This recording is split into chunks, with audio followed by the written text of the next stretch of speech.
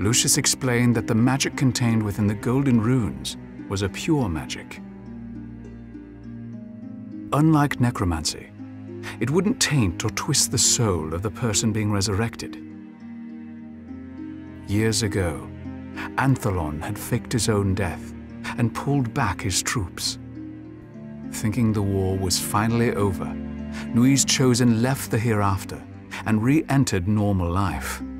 They arrived on Nuian, started families, and took up new careers. Finally having the chance to share in what they'd spent so long protecting. Just when their last ounces of fear were replaced by the bliss of life, Anthelon attacked. His forces were fiercer and more deadly than ever. The risk of his breaking through the gate had never been greater. Nui's chosen were forced to abandon their new lives and return to the war. But before leaving, they gave their children a special mark to protect them, a golden rune. You were an heir of the noblest lineage ever to tread the earth.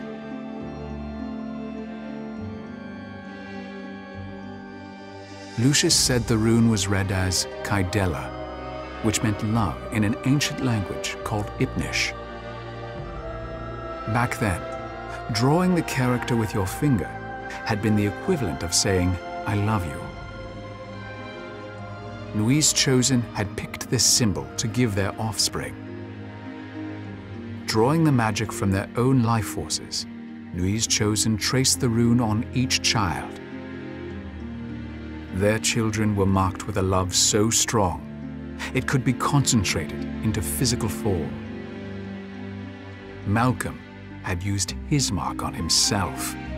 The ultimate selfishness, the ultimate cowardice. Poor Malcolm. He hadn't wasted his death or even his life. He'd wasted love itself. Some Nuians had been fearful of the special magic the heirs held and kept the truth a secret. Even people like Marion, who knew the heirs were special, could never figure out exactly how. Marion, a good and loyal friend. The golden rune on your arm began to glow, brighter and brighter. As its light flared up, your eyes widened. Marion drew a breath. The golden mark vanished from your arm, never to return. Marion awoke with a musical laugh. Your suspicions about her heritage had been correct. She was one of the noble Marions, betrothed to the prince himself.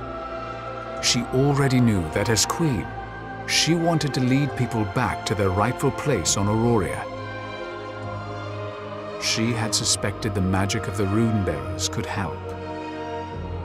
That was why, against Atalantia's advice, she had gone to find them. Lucius returned to the battle he'd been fighting for centuries. Nui's chosen finally understood that their sacrifice was total. Even if the war seemed to end, they could never return to their people. It was too risky. But despite Anthelon, his evil, his destruction, the people they were protecting could return to Aurora, could reclaim the ancient Nuian lands, the birthlands of Lucius and Iana, and your parents. You felt another of Iana's memories emerge.